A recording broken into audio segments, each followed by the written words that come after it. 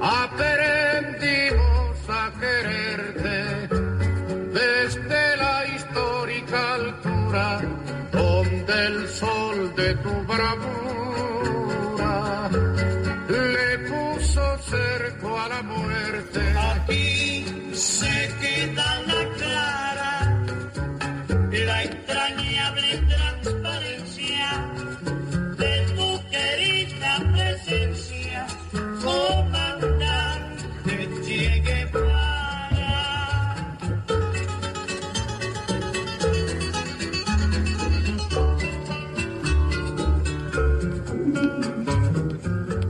Tu mano gloriosa y fuerte sobre la historia dispara cuando todo Santa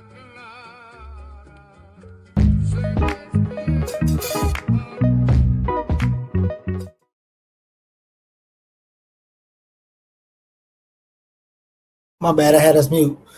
Welcome back to Dare to Struggle, Dare to Win. Geechee, Yusef, Cherie, how y'all feeling?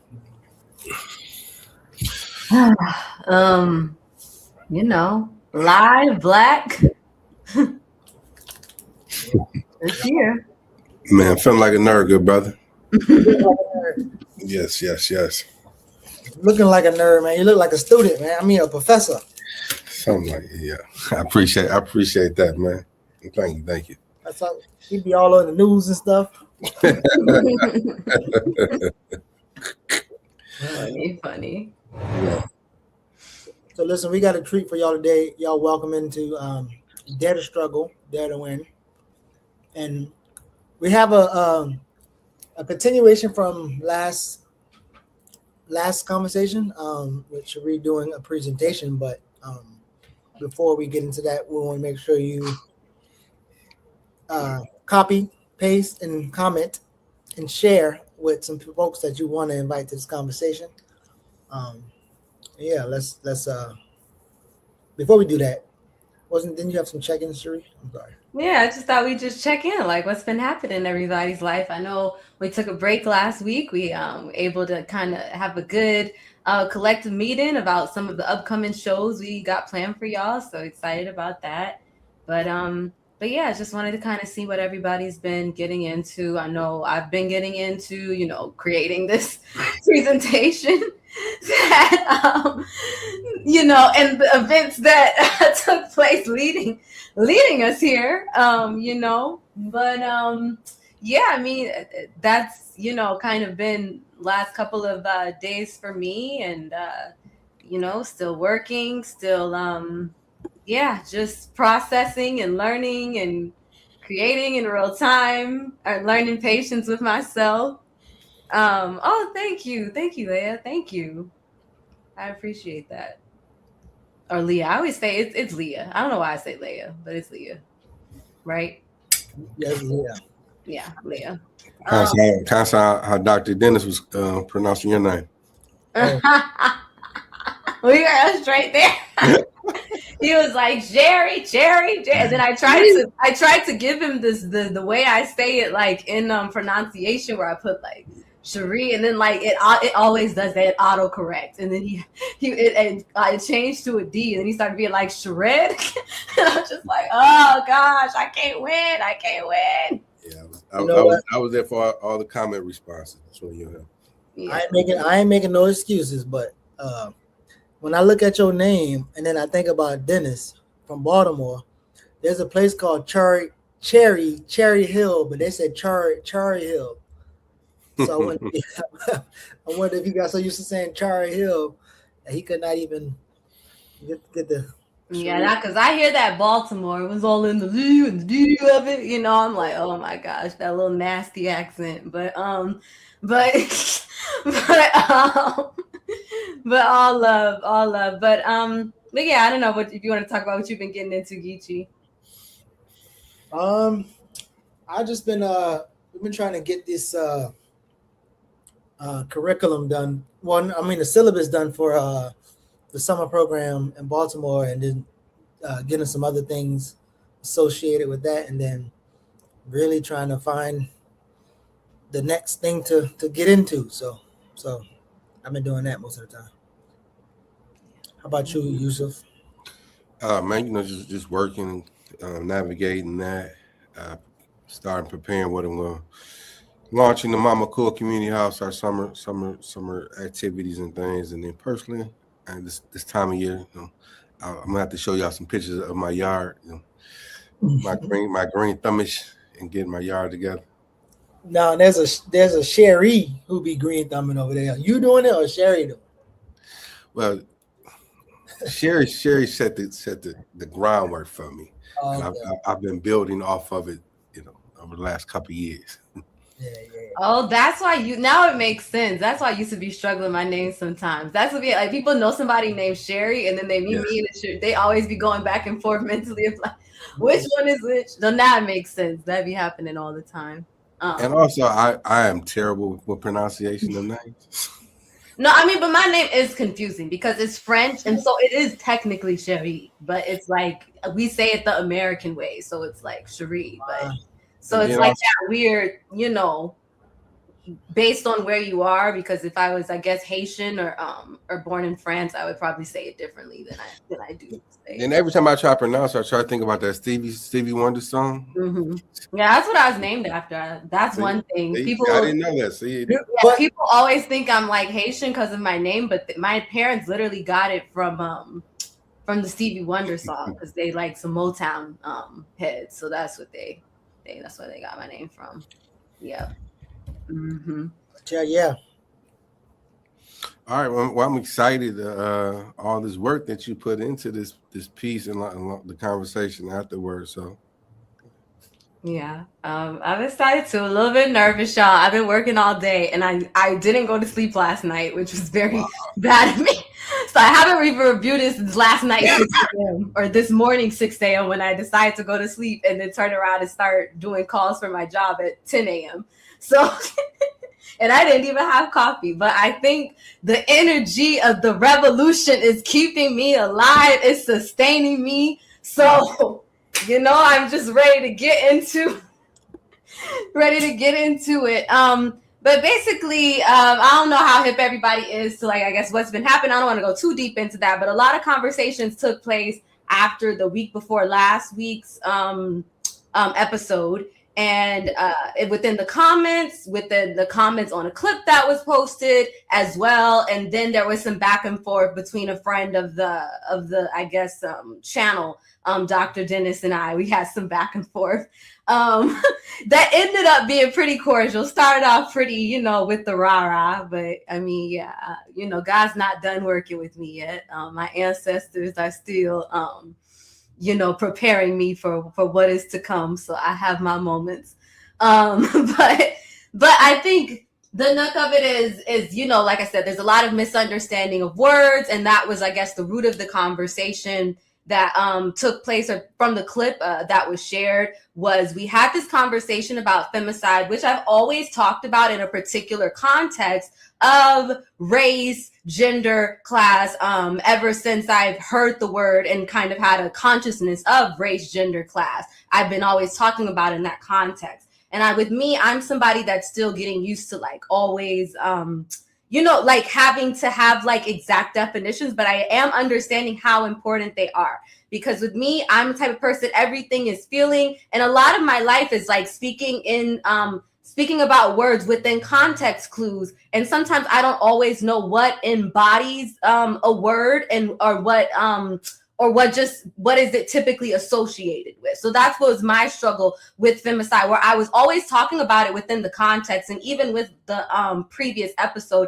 I still was talking about the word within the proper context, but I never knew what was included within the definition. Similar to words like racism, I don't always, know if I would, because typically when I talk about racism, I'm talking about systems and things, but I don't know if that's the standalone definition of racism or if you have to add systemic racism. So that was kind of like my confusion of it. But yeah, I got kind of brought into like a bigger thing of definitions. So I took the time to kind of dialectically break down femicide, how it relates to a larger conversation we've been having on the platform. And I also took the challenge that because I think one of the heavy critiques of femicide is that it comes from feminism and from feminist thought. And there's always been, critiques of feminism on the channel, which, is valid with. And as somebody that considers themselves a radical Black feminist, I have always been very open and tried to very much attack those critiques of femicide. I mean, not femicide, feminism. So I won't so that we don't just be like get very dogmatic with specific frameworks. So I'm always trying to critique feminism as well. As that is the yoke of Black feminists like scholarship for the most part. So with that, I decided I was also challenged to come up with my own framework, because that's another thing that's emphasized so much within the community of Black women, coming up with new frameworks, people being like, feminism is tired, even if you throw radical Black feminism on top of it, like, can you come up with a new framework? And for me, I did challenge myself by doing this, and I guess I'll kind of get more into the descriptor of everything once I go into it. But that was just kind of a little preview of what I wanted to get into. But before we start, I guess through all of these conversations, can I add something real quick for you? Mm-hmm. Can you just slow down a little bit? Just breathe. Okay. Yeah, got you. Sorry, I am nervous, guys. So my bad. Thank you. Take your time. Take your time. Okay. Yeah, it's so much to get into it. I just want to make sure I don't miss anything. But okay, so let's slow it down. And before I get into my presentation, I want Geechee and Yusef to have a chance to talk about like two questions before I go into it, or two trains of thought they want the chat and the audience to think about as I go through this. You got yours ready, Geechee? Throw me the alley hoop. I think for particular Black men, anytime we're talking about the relationship between Black women and Black men and centering feminism, whether you agree with it, disagree with it, to challenge yourself to sit with it, not the ideology, the conversation about what was being said and what's being heard, and to explore before you react. So, and then with Black women, to engage yourself beyond the what you're hearing as well. I mean, even speaking broadly from your perspective or your lived experience, ultimately the show is about dialectical. So dialectically, where do we meet in the middle? Ultimately, for me, the framework is about Black liberation and how we move out of our oppression. So it's more of a framework than a question. For me, I want to give Cherie a shout out for agitating the environment to dig and be more, I guess dialectical around topics that most of us say we have politic about, but we don't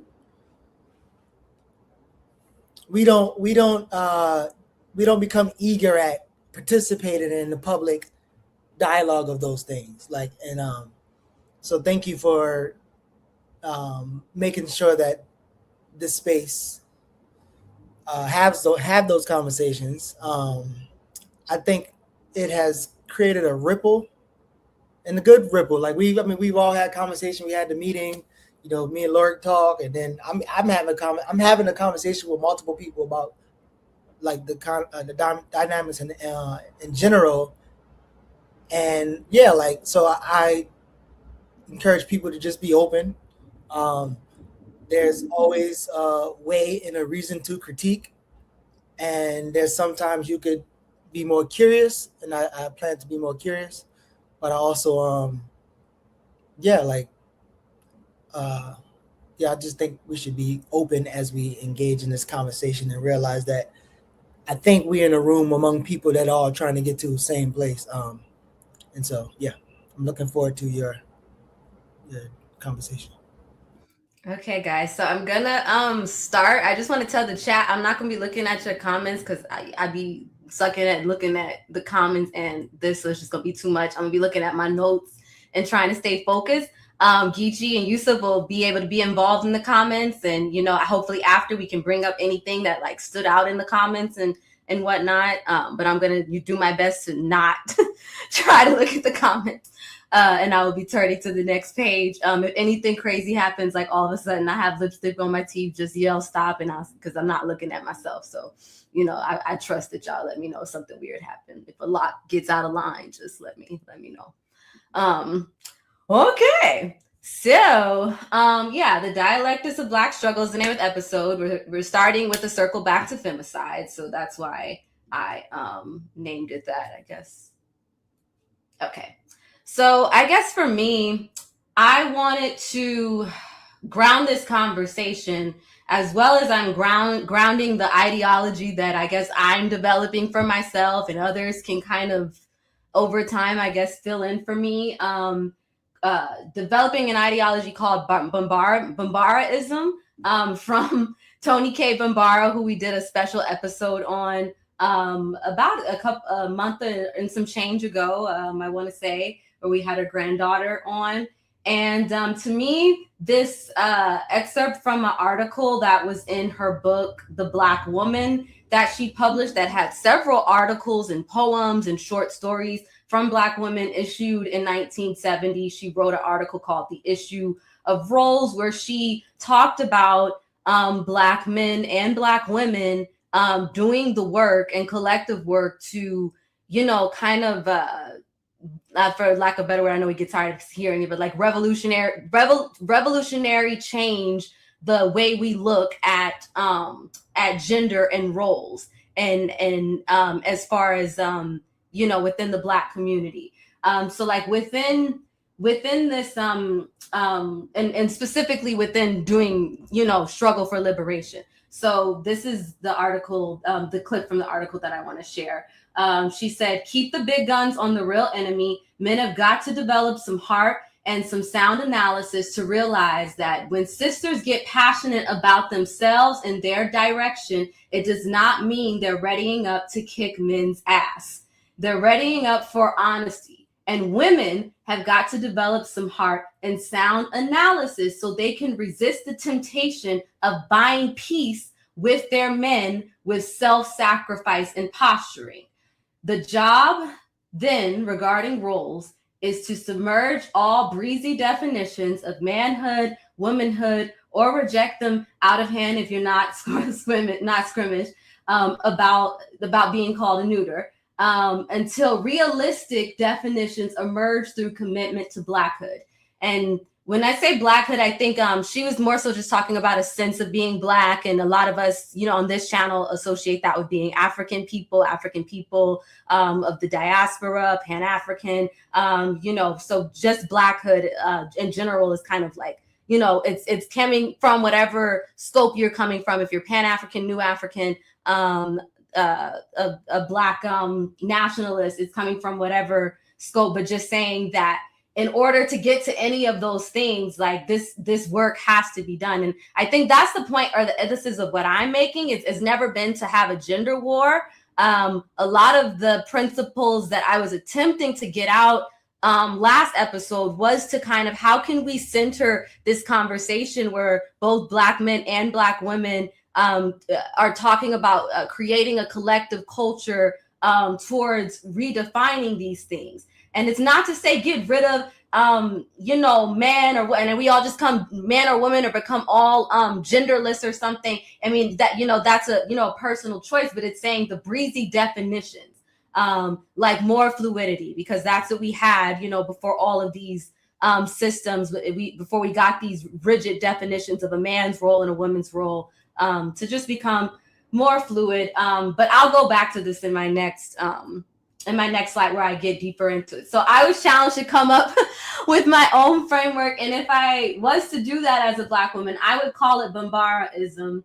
And to me, Bambaraism is a framework that is a commitment to Black unity, that addresses triple oppression that Black women experience through race, class, and gender simultaneously. It centers Black women's struggles, both systemic and interpersonal, while aiming to unite Black men and women culturally to demolish the dominant political system of white hegemonic imperialist capitalist colonial patriarchy. Yeah, and so like it's theoretical, it's colonial, I mean it's cultural, it's anti-colonial, it's all of these things, and it's just like a push to move away from like reactionary gender roles to like understanding that this is the work that we both should be doing. To me, it pulls a lot from what I haven't read a lot of Claudia Jones, but from a lot of what I see, her theory, she never identified as feminist or any, and a lot of people always bring that up, but she recognized triple oppression. She was able to see these things and her womanhood and the racism and the classism at the same time without having to put one on the back burner. She was able to constantly antagonize these things, and she had a dedication to culture as well that I also think is important, because Toni K. Bambara was a cultural worker. So there's this element of like, no, we don't have control over these large dominant systems, but we do have immediate control over the culture we create amongst our families, amongst our organizations, amongst our household, amongst our friendship circles. We do have some level of responsibility of the culture we create around those things. And yeah, it also pulls from radical Black feminism and African womanism, because for me, I feel like you can have those two identities. I think you can identify with a lot of Black radical feminist thought and African womanism, and it doesn't have to be like these two separate things. And I'll kind of break down how they can support each other as I go on.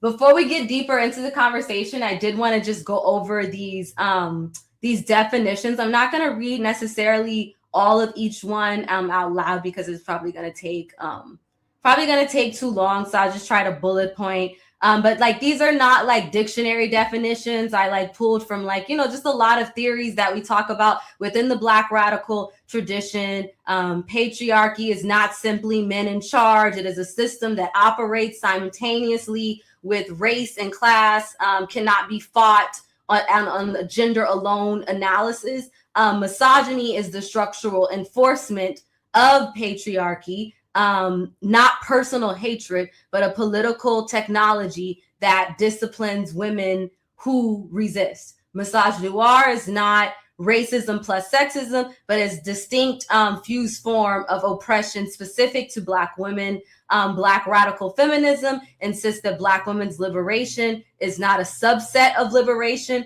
It is a prerequisite of all liberation. And Africana womanism and African womanism are distinct frameworks. And that's something that I think a lot of people miss. And I was challenged to look deeper into both. So I took that challenge. Both, I think, have a level of importance, but I prefer one over the other. And we'll work through these as I go on. But so I'll probably just wait to like dive deeper into that. But I'm just kind of like talking about those things beforehand. And then anti-Black racism, because that word comes up a lot.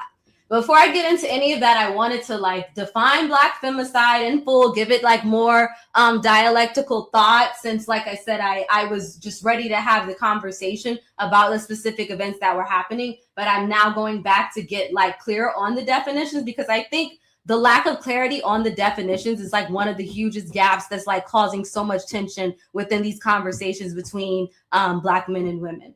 So femicide is the gender-based murder of women or girls, typically defined as the intentional killing of females by males because they are female. That's how it's typically defined. But it is the gender-based murder of women and girls. So that is, that's different. But I know how it's typically defined, and even how I defined it, because like I said, I was in rush to get to the larger conversation. But it's a gender-based murder of men of women and girls. And Black femicide is not simply femicide that happens to Black victims. It is like a distinct phenomenon shaped by the compounding effects of race and gender oppression simultaneously. And so I'm saying this to say that a lot of the things that we think are so separate from femicide as far as causes for why Black women may be getting murdered and killed still fall under the thought of Black femicide. I think we have a limited and obviously not unclear understanding of what those things are. And so we think that we go and rush and say, well, what about this and what about that, without realizing it falls under the definition of Black femicide. So Black femicide refers to the gender-based killing of women and girls where racial identity shapes their vulnerability to violence, their invisibility in data and media, and the institutional failures that allow perpetrators to go unchecked. So it comes from intimate partner violence, state violence is a part of it, missing and murdered, the fact that Black women and girls go missing at alarming rates and get less media attention.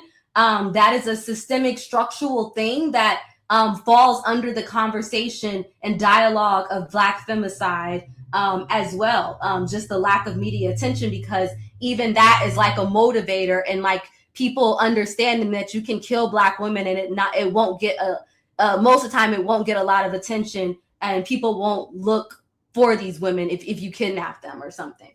And then serial predation, where even serial killers specifically target Black women, like a similar thing, because they feel like it's going to be less consequences.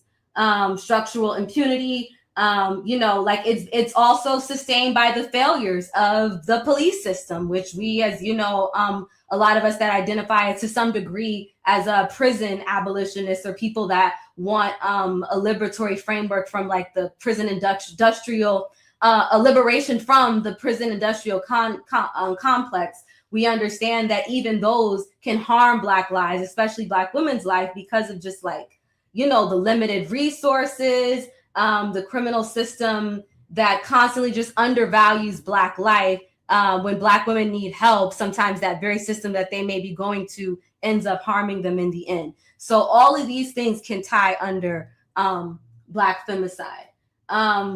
Black femicide by the numbers, and I have kind of the references of where I'm getting the numbers from. Black women are 6 times more likely to be murdered than Black women. This was, a quote that somebody came to in 2024 based on collective data leading up to 2023, between I think 1999 to 2023. And then 44% of Black femicide or Black is done through gun, basically. Like there's been a 40% rise of gun homicide towards Black women between 2019 and 2023. So we're talking about 4 years where it's risen because of the gun laws. And most femicides are done by gun. That's where I get to this 74.7% of Black women killed by Black men in 2023 were killed by a firearm. So it's like a very specific type of killing too. And I could go on about some of the other numbers, but this is here to kind of look at. I don't want to stay on it too long. And then there's one more thing that I wanted to say about the stats is that pregnant Black women are 11 times more likely to be victims of femicide than non-pregnant Black women, which also makes you think of like, it was mentioned in a critique, about femicide, about like, well, what about the kids, or what is the specific framework for the kids? But like I said, as I tried to connect last episode, like the harm of femicide impacts, children too, and even children unborn, because of all the systematic harm that I think we face in this country and worldwide,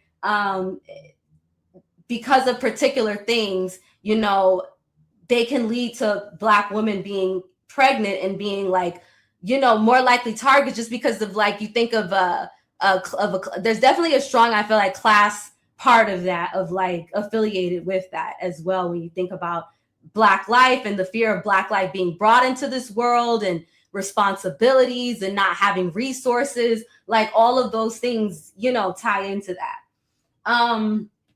One of the biggest things that I wanted to clarify that was widely and is widely misunderstood when we talk about femicide is neither gender-based or gender-motivated. Is rooted in personal intention. Because a major critique that I have continued to hear was, how do we calculate femicide? How do we prove it? How do we know these men are saying, I just want to kill women, specifically Black women, because they are Black women? And what we are missing is that gender motivation and gender base neither has to do with the person saying, I'm doing this because of their gender. It's the concept of structural behavioral of the structural behavior encompassing a range of mechanisms through male dominance that is enforced through violence against women. So to prove femicide, no, you don't need to get in a person's head and ask them why they did it. It is structural. It's all these things that we know are tied to patriarchy, entitlement, punishment, cohesive control, honor and hatred. All of these things, whether you want to say gender motivated or gender based, I was going to say, because I think I even have at the bottom of here that gender based, or maybe I changed that. So sorry about that. Let me go back. But yeah, gender based is the word, because gender based is more broad than gender motive, but neither, even if you use gender motive, it still doesn't mean a person's personal intention or that that's what that person was thinking when they did it.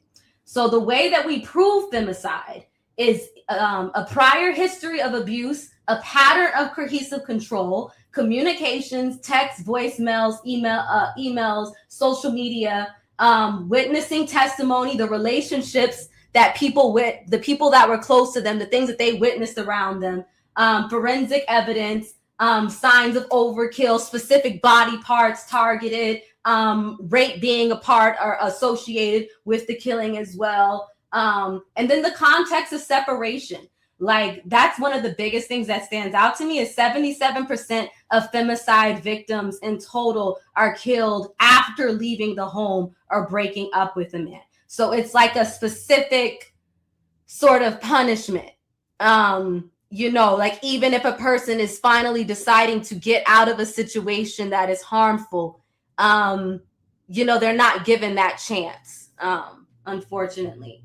And then there's a challenge with that, with how I described it. There is a challenge in proving it. Many jurisdictions lack femicide as a distinct criminal charge. The proving motive is harder than proving action. So this is something that women that care about femicide have to go through, even when trying to classify something as femicide. There's all of these things that they're up against because the system doesn't recognize it as it doesn't recognize it as a specific thing for women. It doesn't recognize a specific thing for Black women, especially. And then, like if you want to count in wars and stranger femicide, like all of these other things, people, typically classify those as something else, even though they could still be affiliated with femicide. And so, that's what hurt me the most about a response that I got from Dr. Dennis was that the saying that it was overused, when the saddest part about feminism is that it's wildly underreported, because it's not necessarily these systems that are classifying, it's organizations, and I'm sure somewhere between liberal and radical organizers that care about femicide, are taking the time to go through the files, but, there's nothing structurally that is categorizing it. So the numbers that we get are likely less than the accurate numbers, than higher than the accurate numbers. But the last time that it was accounted for in total was 2023, just because it's so hard. They don't have the numbers for 2024, 2025. They don't have those numbers just because it is hard to classify. Because of misclassification at the point of record, institutional indifference and premature closure. The case closes, the stuff is classified and people can't get access to. Structural invisibility of the most marginalized, especially when it comes to even like indigenous femicide, to indigenous women. There's a lot of just like structural things about just the fact of that Black women and brown women, all of that, where people care less or gets less attention when something happens to us. So it's, like I said, there's so many things a person has to overcome to even be able to classify something as femicide. And then community suppression. Sometimes to avoid stigma or to hide certain things, like a lot of these cases are suppressed.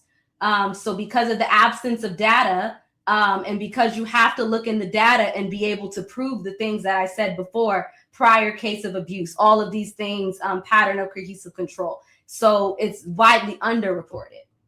Another thing that I wanted to address was the bidirectional harm issue, bidirectional violence in Black femicide. To me, it's a critical distinction. I can say that bidirectional violence and femicide definitely probably come from the same structural, institutional things that we experience as Black people, but to combine them within the same category does a huge disservice to Black women, to me, because it's like when you bring up femicide, the numbers, and I put it right here because it's typically brought up, and what was brought up against me when I was talking about this was, 45% of Black men have stated that they've been hit by women in domestic violence, and Black women have the same numbers, so it's just both of us. And I just think that is, just like I said, it's widely irresponsible to say, because we know already with femicide, I'll say this quote once again, 77% of femicide victims are killed after leaving the home. And then I can go back to the other number, but it's like about 90% of femicide victims are done through gun violence. So these are not scenarios where two individuals are fighting and somebody, probably the male, is like, I need to protect myself, and now somebody ends up dead. Like, this isn't a back and forth thing. This is either somebody leaving the house and somebody's coming after them, and then however it's done, somebody is also getting a gun and, creating the act. So it's not like we're just hitting each other and then femicide happens. Because overall, bidirectional violence describes a pattern of mutual conflict within a relationship. Femicide describes an outcome, a killing, and basically most people that are in bidirectional relationships, most of those relationships do not end in femicide. And somebody like a Dr. Dennis knows this, because in most of those situations where the violence is, for whatever reason, mutual, most of the time those couples either, do separate over time, or they go to somebody and get help. Like, the conclusion doesn't usually become like the woman is dead in the end. Femicide emerges from cohesive control dynamics where one person dominates. One person dominates, particularly the man, which ties back to patriarchy. So that is what I mean, where there's two different things. If you're able to gather evidence and of control dynamics where it is that one person, then it's not the same thing as bidirectional harm, where like both people are just hurting each other. And it becomes victim blaming, or misidentifying a Black woman as the primary aggressor. And that is something in our culture that we have to actively stand against, I believe, do the work to unpack. A lot of the times, because of misogynoir, Black women are arrested when they defend themselves against their abuser. We're not typically seen as victims. So we get higher numbers of Black women getting arrested for defending themselves against their abuser. The numbers are higher when it comes to Black women. Black women are also higher in numbers when it comes to killing their abusive husbands. A lot of studies have shown that, like, we, more than any other group of women, do take matters into our own hands after dealing with systems of abuse from one person. And I mean, it makes a lot of sense when you think about it dialectically, because if you do something and you're in a thing with your guy or whatever, they can also look at you as somebody that's violent too. Or the same harm that we always talk about, where Black women are very much afraid that their abuser could get hurt by the police, or that the police will unjustly kill their partner. So instead of going to these systems, because we know these systems do not work in our benefit or protect us or help us, we take it into our own hands. So Black women are, more than any other group, likely to defend themselves or take it upon themselves to defend themselves. And I think even understanding these things, I feel like it should, to me, give you a greater passion for calling for like that sort of, community control thing within the community, where we are able to have people that we can turn to when we're in these situations, as opposed to feeling like we're alone and having, you know, only one way out, where we have 93% of women are convicted for killing who are convicted for killing an intimate partner had been abused by the same person. The majority of Black women incarcerated for killing someone close to them were defending themselves against sustained abuse.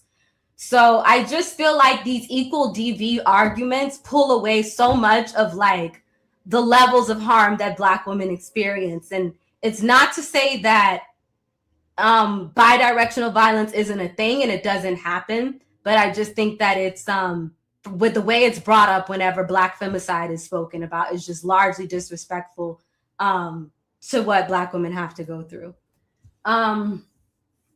Yeah, and so I'm just circling back to the fact that Black femicide does, if we're going to talk about it, we're going to talk about it, for me, from a radical perspective, it does incorporate all these things: patriarchy, class, imperialism, all the things that I've talked about. I've been talking about the class and its impact. I didn't get too much in the global impact, but I mean, you know, femicide is a global issue. I mean, you know, and even when it comes to these other countries, we're able to get better numbers in America, but the numbers globally, and I mean the USA, but the numbers globally are very hard to prove, just because of, like, you know, the way the gender issues that impact Black women internationally, you know, are just, when you think of war, when you think of like specific gender-based harm and of killings and mass rapes and all of those, and assaults, like, it's just, you know, and it's going to go unpunished, you know, if it's through some sort of military action. So, you know, like I said, so it's once again very much like underreported, but it's to say that, like, you know, I think, like I said, the thing, or one of the criticisms of Black femicide was, oh, it could be so many other things, because people are solely looking at it verbatim as it could mean so many other things other than a person intentionally wanting to kill a woman, or it could mean so many other things when we're talking about Black femicide, other than a person wanting to intentionally kill a Black woman. But that is the framework that Black femicide is. That is the conversation that Black femicide is happening. Now, I understand that people can be reactionary and it can come in and turn into a blame Black men, and Black men just need to do better. And I feel like, let me slow down. I feel like that was one of the main reasons why I wanted to do last episode, is because I felt like a lot of the push online was pushing us towards that, of like, oh, it's just Black guys' fault, Black men take accountability, it's you, removing it from all these wider structures. So yeah, so that's what I'm trying to say here, is that the Black femicide does incorporate all these things if we talk about it dialectically. But I feel like the pushback of, why is it femicide? How do you prove it? And it's something else, rather than understanding how it connects to all these things, is what makes us is what makes it a gender war, you know, when it doesn't have to be. Let me say, okay. And then another thing I wanted to go back to that is always, I guess, kind of pushed back against when we talk about Black men, patriarchy. And I felt like I really tried to find like the better words. And shout out to Saturdays with Renee. I watched last episode and about dialectical materialism, and it definitely helped me. I'm no dialectical materialism scholar, but I feel like having this framing definitely helped me think about, like, how can I explain or talk about Black men and patriarchy with talking about both sides of it, and how you can benefit from a system that is intentionally harming you. And I feel like the framework that was laid out in the last episode, Lord, I'm blanking out his name, by our Asian brother. Shout out to him. Sorry, I'll be forgetting names, but he's a great spirit, great energy. But the core contradiction that we're seeing is basically, you have your antagonistic contradiction, and then you have your non-antagonistic contradiction. Like I said, I don't want to read everything on the page, but the antagonistic contradiction is white supremacist patriarchy was constructed in direct opposition to Black male autonomy. Their marginalization is a feature, not a bug. The system does not intend to power Black men. That's something that we can agree on.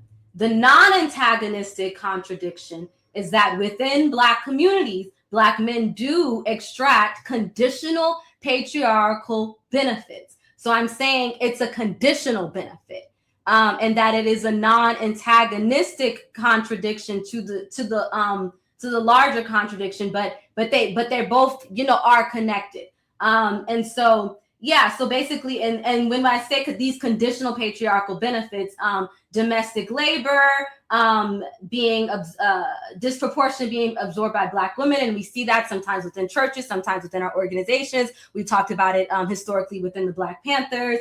The social difference between Black male leadership, even when women are doing a lot of organizing work, and like I said, I messed up with this. I feel like I spelled that. I can't go back and change it. It's okay. Sorry, my bad, y'all. But I meant to say SNCC, Black Panthers, churches, grassroots org, and grassroots orgs today, being centered as like the default victim of anti-Blackness. We talked about like how we had the Black Lives Matter movement, then we started to say her name movement because Black women were being killed by the police as well. But there was a centering of Black men, which, you know, there's no shame in, but because of these kind of like conditional, I guess, benefits, like I said, there's like a centering of like maleness because it's looked at as like male is the head and the leader of the community. And, you know, all of that comes from patriarchal thought. And also I'm drawing blank, and I'm gonna come back to Yusef about this because he said it. He brought up, when I was on the phone, me and Yusef had a conversation earlier this week or last week where we were talking about Ida B. Wells. And he also brought up a situation where her work wasn't centered, but Black men's were. Or I'm probably getting it wrong, but I would like to go back to Yusuf for that story. But I thought of that as well. But yeah, so it's a sequency trap. Many Black nationalist formations use the primacy of racial oppression to indefinitely defer addressing gender and sexuality. Basically, it's like a logic of we can't fight each other right now. The real enemy is outside. And that's why I like Tony K. Bambara's conclusion of, yes, eye on the enemy, but this is what we've got to do internally amongst ourselves, or else, you know, all of, you know, our movements will suffer. And we have seen that our movements do suffer when we don't interrogate patriarchal behavior. And it's not just patriarchal behavior of men over women. Even that can be seen within the structure of these organizations about who has the money, who's considered the leader, who has like this dominant sort of patriarchal power, and the amount of things that they're able to extract and ways they're able to manipulate people in the group. It all comes from a patriarchal framing. And even though that, you know, Black leader within your org, within your grassroots org may not be the white man and benefiting from patriarchy at that mass, because we know at any given moment the white man can take the organization away, take the money away. So we know that the larger thing is a white supremacist patriarchy. But within the frame, within our organizations, if we have male leadership, they can still fall into a conditional benefit of patriarchy that has to be pushed back on. But yeah, so both things are simultaneously true. Black men are victims of a system that uses patriarchy as a racial weapon against them, and they are agents who produce. I wouldn't say agents. I feel like I shouldn't put the agents part out because that's too much. I think that even agents is a bit heavy, but they can reproduce. The part that I was trying to get is they can reproduce patriarchal harm within their communities. So neither side cancels out each other. The scale of analysis determines which aspect is dominant in any given moment. So yeah, and then, I'm still understanding how to talk about dialectics, but like I said, somebody was talking about being hungry and then trying to in the episode of Saturdays of Rave, you're hungry, but then you're trying to go to a organizing event or something where it's the main thing that needs to get done is this sort of, urgent sort of thing that you need to get done for the community. But the second non-antagonistic contradiction is you're hungry. And it's you're not going to be able to be present and fight the things that you need to fight if you're starving and you can't actively be involved in the thing that you're going to. And like I said, I'm paraphrasing the example that was given, but it was so I think it's a similar mirror of what I'm talking about within the Black community, where we have to be able to name these things and have an understanding that two things can be true, then that doesn't, that doesn't take away from the larger system. But, we're going to be starving if we don't address the non-antagonistic thing. So yeah. I'm going to take a quick sip. I promise y'all it's only like 10 more minutes. I'm like wrapping up, but sorry, y'all. I know I've been going. Take your time. You're doing well. Thank you.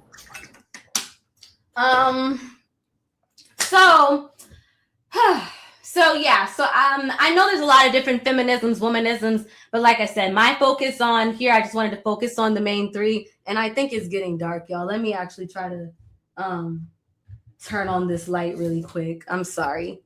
I hope because I don't want to go dark or I have a light. Sorry, 1 second, guys. You're cooking. Everybody say you're doing good in the chat. I say you're doing good. Okay. Professor Yusef over there twirling his hairs with a thumbs up, Ah! Okay, sorry guys. Let me just turn this little light on just because I don't want it to I just want y'all to be able to really see me, even though I can't see me really. I'm telling you, you're good. Okay. All right, and then I want to be able to see for myself too. So yeah. All right. So the main feminisms that I wanted to or women frameworks for Black women was Black radical feminism, Africana womanism, and African womanism. And I know there's others, but I just wanted to focus in on these three because those were what were constantly brought up when, because like I said, the biggest critique of femicide is that it falls under feminist thought, whether it's radical Black feminist thought, liberal feminist thought. That's the critique. And so then because there's a critique of radical Black feminism in general, then like I said, the whole idea of even having a framework of femicide is then kind of pushed back on entirely. And then it says we need to come up with our other things. So like I said, I looked at these two concepts that were that were original, came out of, frameworks that were rooted more in our African roots. And so I looked into both of these things, and I've heard of these things.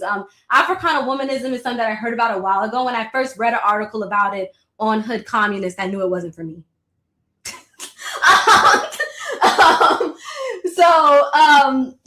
But no shade to the woman that created this, Clenora Hudson Wells. No shade to her. Shout out to her. We all got to put our best effort forward, but I just have a lot of critiques of it. I think it, one of the biggest things is it is a rejection of feminism. It's a historical argument that mainstream feminist movements actively exclude and betrayed Black women and stuff like that, and are tainted at the root. And the interesting part is that's something that Black radical feminists have also continuously critiqued and stated in their argument as well. But the primary argument of Africana womanism is that African people globally, racial domination is the essential threat. Gender struggle within the community. And I'm not saying that this is something she said verbatim, but I feel like the context in which it's explored, these are my conclusions, is that it's viewed, to me, the framework makes it seem as if gender struggle within the community is a distraction. It goes to this idea of who were we before feminism, who are we in Africa, but it does not have any frameworks that address 400 years of slavery and hundreds of years of white hegemonic patriarchal indoctrination. It just doesn't, have those frames of process to me to actually address these issues. There's other stuff. Like I said, I feel like there's an illusion that we shouldn't publicly air our grievances. I feel like in a lot of this, and this is just what I see looking at it, and and other women who have critiqued the framework. It has 18 characteristics. All of these are characteristics of the women. There's no characteristics for what men should be doing under Africana womanism. That's why, so that's another issue that I have with it. But these characteristics include self-namer, family-centered, strong, in concert with male counterpart, which once again, I feel like if the male counterpart is also a victim of, hundreds of years of indoctrination, like how are you in concert with that? like, how do you unpack it? The goal is to just be in concert with the male counterpart, and there's no sort of principle that the men need to uphold in order for that to happen. So, but yeah, mothering is a part of it, but it doesn't really go even deeper. Mothering and nurturing and all of this domestic labor and of the mothering, the cooking, the nurturing, it's all ties back into kind of like a gender construct of like, it's kind of, and that's fine. I'm not saying that women can't have these aspects. I have, nurturing aspects. I be cooking sometimes. Like, I'm not saying, don't do that. But to me, I just feel like when you, it goes back to the Tony Cake Bambara, quote that I mentioned earlier for my framework on Bambaraism, is that it's the rigidness. It's like, it then kind of goes back to this rigid framing, and it doesn't really think about the diversity that we had in Africa of what a woman looks like before colonialism. It still is talking about a specific type of woman pre-colonialism. And yeah, I don't think it centers Black women, because I just feel like if you don't have an also equal accountability or framework or anything for the male side to consider, and it's all about the things that women should be called to do, I just don't look at it as something that is liberatory for Black women, and I don't look at it as something that talks about our specific interests. Getting to the larger issue, the larger goal of cultural unity. It's kind of race first politics, which I get why a lot of people that are more on the cultural nationalist side would identify with it, because it's a lot of, kind of race first. And like I said, and then there's also an erasure of queer women. I don't want to repeat certain things, but yeah, to me, I feel like it's built around Black male political comfort. And I think that's why, a lot of men will jump to Africana womanism the second they hear about it, because it's a very it's a comfort thing. It's like, oh, my woman's supposed to be like, in conversation and in sync with me. And I'm not saying that can't be a final result, but it's like, how do we get there? So it's like when you jump to Africana womanism and you ignore the years of indoctrination we've received as a people, the indoctrination, abuse, everything, I just think it doesn't set up, a sort of framework to get to that place, if that's where you want to go. So that's my issue with it. I was also called to look into Na Dove's contribution of African womanism. And I honestly, I like African womanism. And I mean, I know it was also brought from Na as like a substitute for Black feminism or radical Black feminism. But to me, I think they can work simultaneously. I know that's not, the ethics of the person that might have created the thought, but I think they can work simultaneously. Some of the things that I like about it is that, it does dive into Kemetic principle. It talks about balance. And it grounds into like a lot of the cosmetology, which is, a lot of, it's spiritual woo-woo, but I think, it still is cool. I like the stuff. I got my crystal right here. So I was like, okay, we want to look at it from a spiritual perspective and a political perspective and tie it and see how it can connect to African spirituality, the political perspective. I think that that's pretty cool because it ties into culture. I think that's another thing I appreciate, is that she did talk about creating an actual culture that isn't the same, dominant white hegemonic supremacy that we've been indoctrinated with. So like I said, so it expands upon what Hudson Wells laid out. It gives a little bit more context. It does call upon, I think, because one thing that I will say when I was reading on it, and no, I didn't have the time to read any of her like individual books, but, I just kind of quickly researched. And then I also watched 2 lectures that Na Dove did about this. One thing I'll say I caught in the lectures that I think I wish there was, because I don't even know if people that say this even understand that this is something that she emphasizes in her lectures. But she centers mother and nurturing and womanhood, but she doesn't say that it's gender specific. And she doesn't say, but Ma'at doesn't necessarily have like a, because I would say, it says right here, it's like, it's still not really a place for queer women, because it still is talking about Black men and women balancing with each other. But what I will give her credit for is that she said the nurturing nature, the nurturing mothering is not just a thing from women who have children, that every woman in the community is a mother or holds some sort of responsibility of care and nurturing for the community, for the people. But she also said men. She said in I promise you, she said I'm saying interview, but in a speech in a lecture that she did, she said men can also invoke this nurturing mother spirit, that when you center that, you have it as a man too. And that is something that I feel like, people miss when it comes to like Ma'at and like getting back into African spiritual systems. So I thought that was pretty cool. But like I said, I still think this, without actual frameworks of radical Black feminism, still kind of, it's more of a deadline than it is a transitional, I feel like, ideology. So that's why I still couldn't just be like, I'm solely an African womanist, because I've seen firsthand. I was a hotep for years. I've seen so many people talking about they want to practice Ma'at, and that wearing they unks while beating women's ass. So, and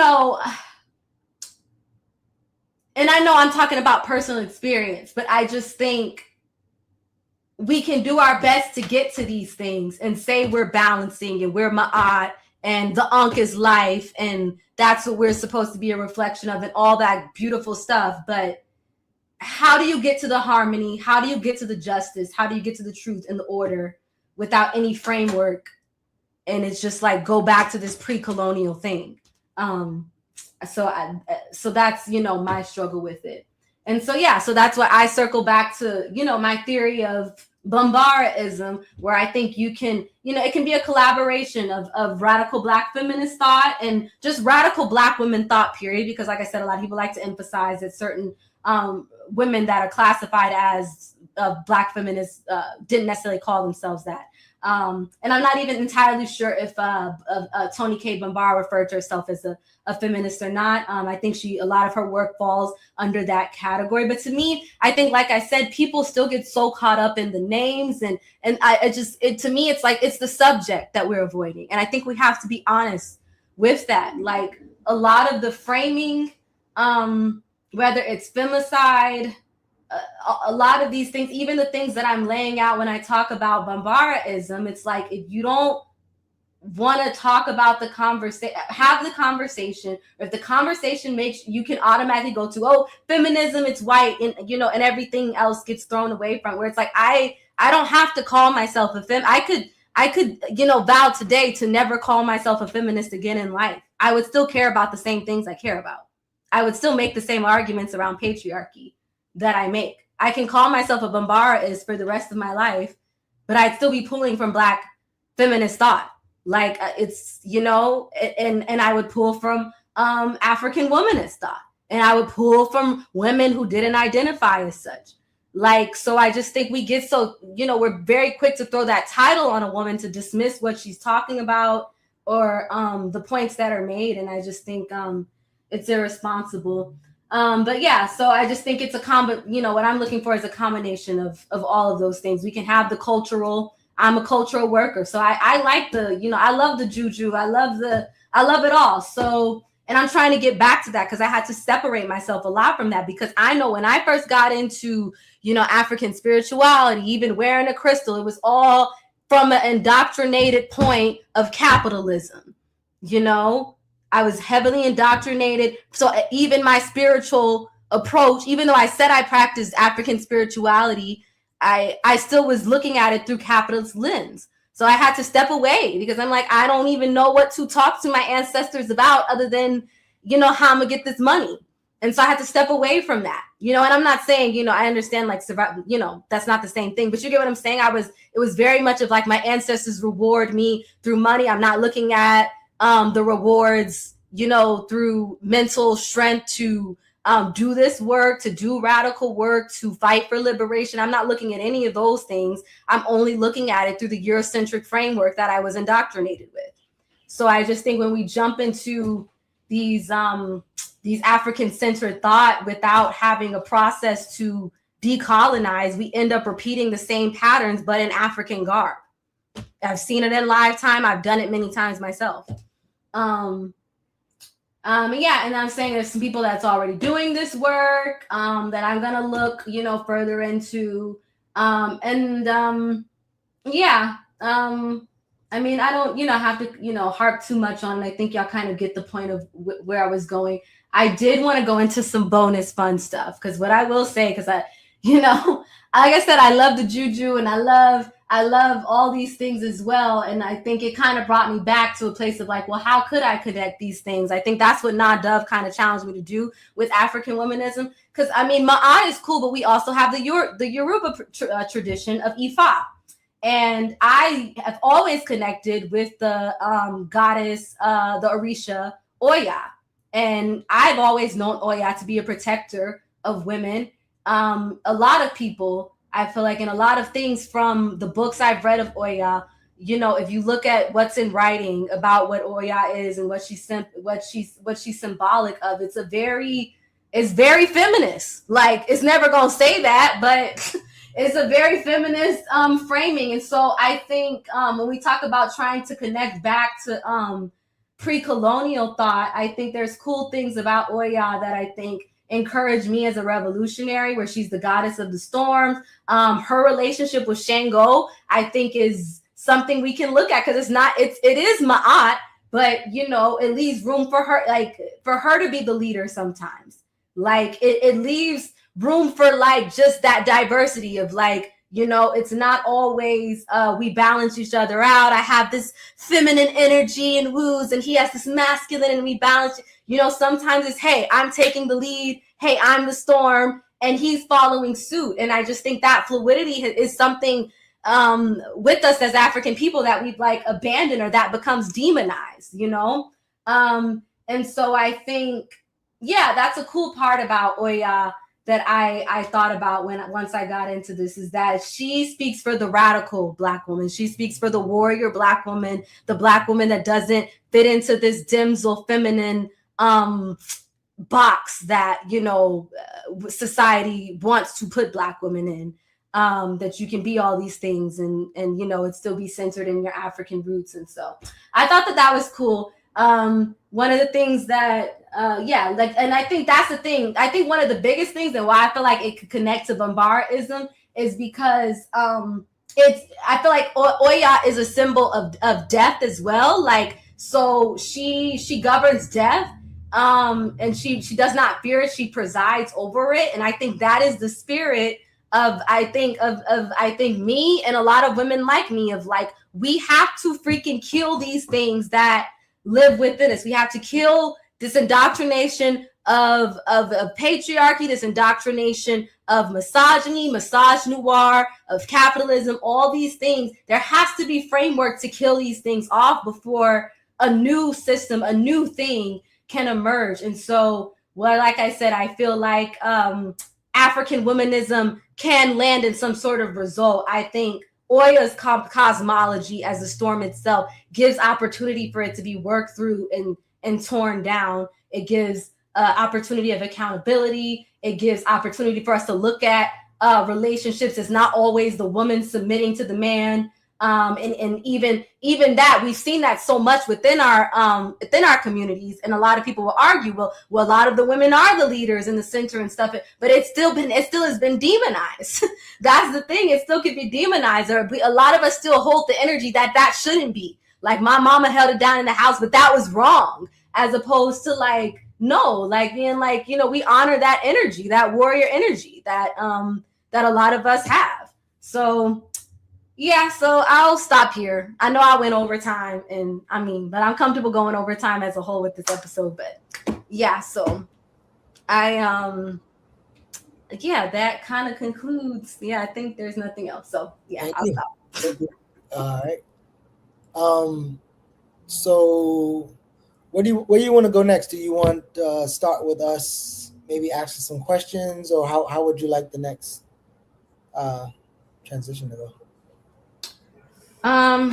Just I guess clarifying questions or first thoughts and things. Yeah, I got a clarifying question. First, I want to say good job. Thank you for putting that together. You did a really good job. And yeah, I would love to see like a lot more. You know, I read Weems. She's an elder, so she's not like a young person at all. Yeah. And I kind of remember the timing that she wrote it, when she was arguing all those other things. So I'll be interested to go into that more soon with you. But I kind of want you to kind of go back to a point you made and see if you can, because I also watch the episode when I think you told me about the episode and when you went to Dennis show and you was in the comments and kind of that back and forth y'all were having. And then in general, I've seen, people's conversations within the last few weeks, even my conversations. So my question, black women have been killed by their black partners at a horrible, catastrophic rate, even before whoever the Russell lady coined the term femicide in 76. And in this conversation, if you could kind of drive home the point that whether you accept this term or not, what I'm communicating to you is this thing. And I want you to hear this thing and do something about this thing that I'm telling you. Does that make sense? Yeah. Yeah. So I think, you're exactly right. Before the term was created, it was happening, and it was always happening because of multiple things. It was never just black men cooked something up and decided to target black women. So it's always been political structure as to how we get into these situations. And whether you want to accept that terminology or not, I think we should focus so much more on what is happening and how do we culturally transform the idea of roles and the culture around roles and gender that we create day to day, whether it's within our homes, our churches, or our personal organizations, our friendship groups, whatever you're a part of. I think men and women have to have a commitment to creating a culture that isn't so rigid on these Eurocentric gender roles and ideas of what a man and woman has to be, because that is a part of it. Is it going to stop that from happening overall? I am never stating that. I'm not naive enough to believe that. But I don't think that, I just think it's going to get harder and harder for us to come together.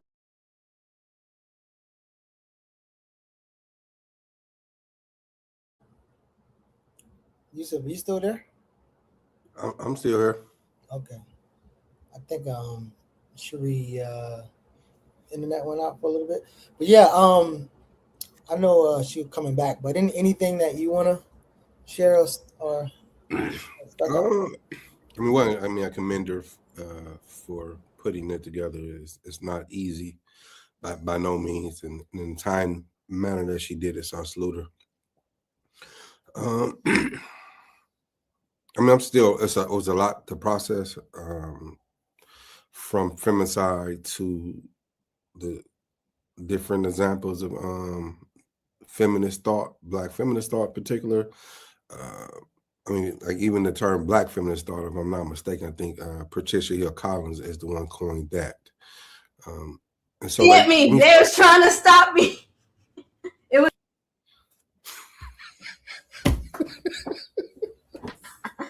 they was trying to get me. They said, "Damn you, black woman." I don't know what that was, but I apologize. No, I didn't mean to do that. I was trying to bring you back on. Yusef was saying something, and then when you came back on, I didn't know you was talking, I mean, I didn't know you was going to be talking because I was hearing him talking. Then I tried to mute you just now, and I missed and took you off. Oh, okay. But yeah, we was waiting for you to come back. I'm sorry. I'm on my work computer, y'all. I don't switch computers. I'm lazy, and it's probably not good because I don't. Sometimes this computer just be having its moments. But yeah. So yeah, go ahead. Yeah. So I forgot exactly where I was, but all I was trying to say was that we cannot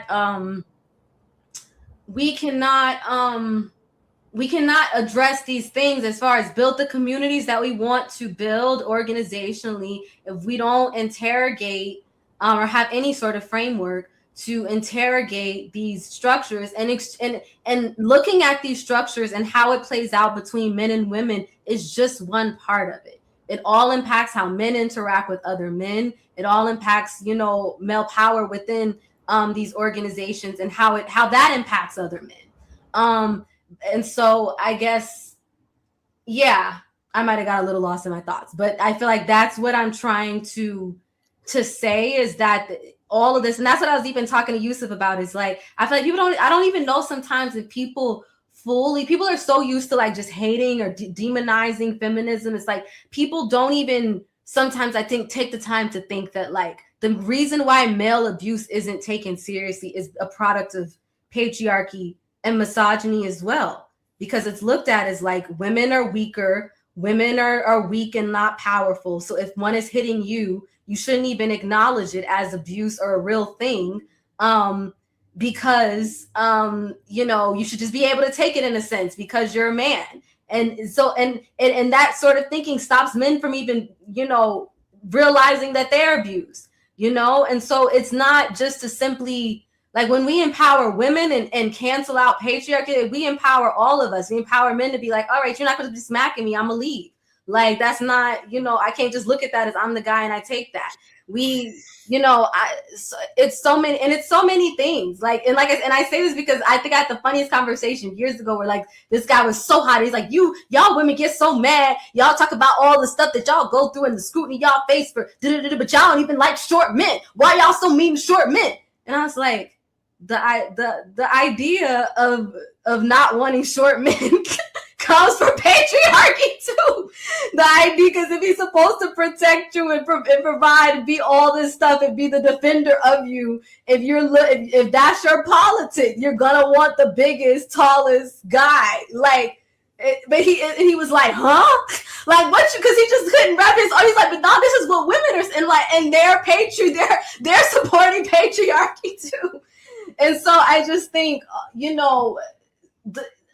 the more we can just be open to these conversations before just being like, because a thing is still a thing. And I think Kwame Ture always spoke so clearly about that when he talked about gravity would be gravity, whether we called it gravity or not. And so, yeah, so sorry. But yeah. Good job putting this together in a short amount of time. A lot of information to process. You kind of like took us through the galaxy and stuff. For me, I'm still centered on the origin of this, where it was born out of the murdering of Black women. Unfortunately, we've seen this cross different generations, and Black people in general. Like I don't like Black people, we get killed every day in some form or some fashion. And in particular, for this conversation, lately it was being framed, particular Black men killing Black women, and folks was framing and saying like, well, no, let's rethink that. Is this mental illness or is it just violence? And this is where I was hearing in my sphere of the atmosphere, so to speak. And then you introduced this conversation. And so like the term femicide, I still don't necessarily, I get it, but don't get it per se. I know something to still process. But also thinking about Dr. Bobby E. Wright, where he said like we can't continue to use white theory to define Black phenomena. Could it be a starting point? Absolutely. But can it be an absolute? That's the question mark. And then as recently I said, like even not only Black phenomenon, but all marginalized people using those. But then also, Dr. Bobby E. Wright introduced the word Femicide, and which means the deliberate destruction of a group of people's mind, which contributes to how we function within our communities as oppressed people. Like you talked about culture, like you said, I forgot you word, like it's in the culture. Like for me, I cringe when I hear the word culture, because in true reality, we don't have a culture. Like people say hip hop is our culture. Like if hip hop is our culture, then we're doomed, in my opinion. Mm-hmm. And then there's this dichotomy between African and Black. I think they're interchangeable, but also they don't necessarily mean the same thing either, in the sense of Black is a political expression of our social and political development, not only here in America, but in the diaspora and even to some degree in Africa, that we identify as Black as a result of challenging white hegemony to some degree. And then Africa, or African, could be the culture, but as you laid out, like most of us are trying to go back to pre-Africa, which could never absolutely happen. As you shared with me and Geechee, Dr. Dennis' commentary, his pieces, and one thing that he said that really stuck out to me, like when we uphold white patriarchy in terms of criticizing, and he was like, we got to also talk about white matriarchy. And when he said, like, damn, that he is true, because of like that both systems are feeding off each other. And so, like, let me state loudly, like when I hear feminism, whether you agree or disagree, like for me, it's fundamentally recognizing that women in general in this society are fucked over, are exploited in some form or some fashion. So from that definition, in my own mind, I rock with feminism, just from that definition of knowing that women get fucked over. Now, the methodology of it, because there's different ways of it, and I think starting from that conversation allows us, bring us back within the framework of moving that. Because so to your point, like I went back when we watched Ida B. Wells the other day, a documentary. So it was her best friend who was lynched. Oh, okay, got you. Yeah, I was like, you brought it up and I wrote it down. I was like, I need that story again. Thank you. Yeah, her best friend is lynched, which is a man, and then she begins to create this crusade. Mm-hmm. And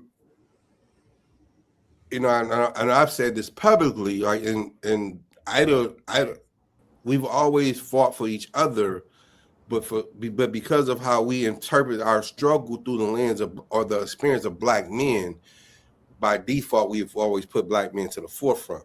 We could debate that, why, and whatever. But on the same token, quietly, we have done that for Black women, not loudly. When you think back historically, there's never been a movement that was born to organize around the raping of Black women, not loudly as the Western line, right? Quietly it probably was, but loudly it never emerged to the surface. But also, like one of my professors told me when I was in school, like sometimes we can't take today's lesson and apply it to the past and change the past. That's the purpose of learning from the past. Because again, the analysis that we have now is really about the new information that we have now. So again, like even our show and where we are today, Geechee and I, we started it and we're discussing, like, we have two Black men. Hey, what about we bring on someone else, particularly a woman? And this is how you get introduced into the show. Because for me, thinking of like the Black Panther Party, right? And most of our organizations founded by men. And was they intentionally being sexist or misogynistic? Probably not. But by default, they was, because again, you're not including the other part of our community. But I learned from that experience to want to make sure that this doesn't happen, anything that I'm part of. So that's just like framing and starting to continue to process this, the whole show and the whole conversation. Gotcha.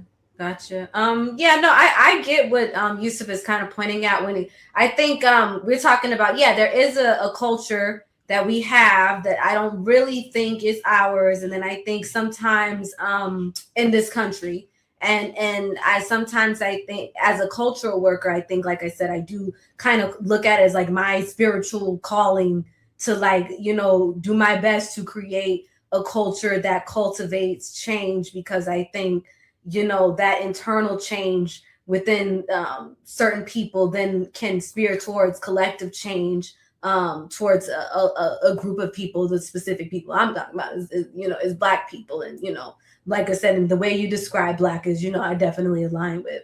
So yeah, so I think, like I said, when we come to culture, I think it's, you know, that work of trying to create a culture that goes against the very culture that we've kind of been, you know, indoctrinated with. And even from that indoctrinated culture, we made our own culture that looked like our own, but still has a lot of the indoctrination of it. You know, it still is very, you know, white in the bottom, may look like, you know, this rap, and may look like Kendrick at the Super Bowl, but underneath it, it's all this other stuff. So it's like, you know, so I think as a cultural worker, I think, you know, when I think about culture and its impact, I have to think, you know, practical, immediate, because I know I may not ever be this, you know, as Jared Ball says, you can't be rich, famous, and revolutionary, whatever. So I may not ever be this big star that everybody knows, but like within the spaces that I am in, and the power that I do have, whether it be on YouTube, like how do I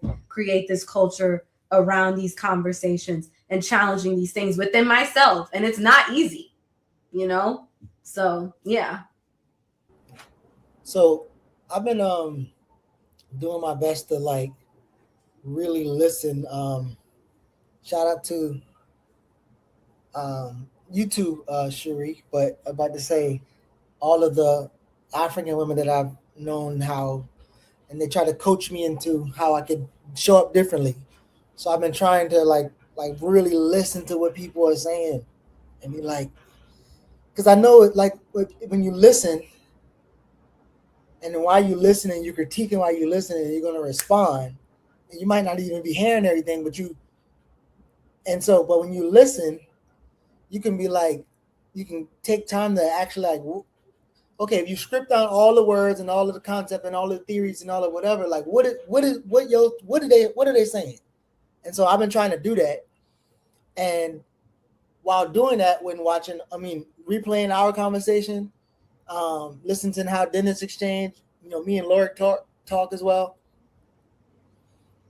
And then on top of that, in this circle, we all know each other, right? You don't know Dennis, but I like know Dennis. Like me and Dennis used to have struggles in Baltimore for like 6-7 years. And, you know, they even claimed that they ran me out of Baltimore because, you know, I was giving them Jared's book, and they were struggling with that book and they was mad. So like, I know the dude, and I know we have like difference of views. I mean, I remember being on the phone with him arguing for like almost 2 hours over, I can't remember the word terminal. I don't even remember. So yeah, I'm like trying to listen to what everybody's saying. I really hear like multiple different conversations, and I want to try to see if I can like share with you, even in Yusef's responses now. I feel like what you present, what you said, and what Yusef was responding to, they all have their like, they exist somewhere, but sometimes they exist in separate spaces. So I'll give you another example.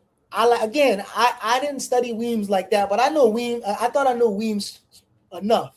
So when I heard you make claim, when I heard you said something about like African womanness don't center women, and I'm Africana, like, what? Africana, right? And I'm like, what? How could? And I'm like thinking, and we can argue, and we can go into the book that you quoted. We can go to that book and like struggle through what you read, what I read, whatever.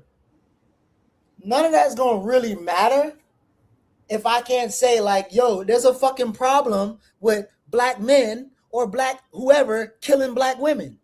Like it's a big enough problem for us to fucking do something, or even to name it and say that was the fuck is happening. Those are two different conversations. One is about like theory and what this means and whatever, and the other one is like, no, like if you call it womanism, you call it this with it, whatever, like. And when I bring this to you, are you gonna say, yeah, I mean, that's a problem and stuff, but like that shit ain't like we ain't got time for that shit right now. We gotta do some other shit. Like, is that like so? I feel like multiple people just having multiple different conversations, and nobody. I don't even know if we really hearing each other. People arguing, and there's a like because even with like when I told you I responded, I'm like, well, if you tell me this, like. And we all talking about the word, and I was like, well, this mean and my uncle and my like I'm just trying to figure out. We're not having the same conversation at a time. Mm-hmm. So like, yeah, I just wonder if you have some thoughts around that. And again, even with the difference of conversations, sometimes we say something and I might read an assumption, right?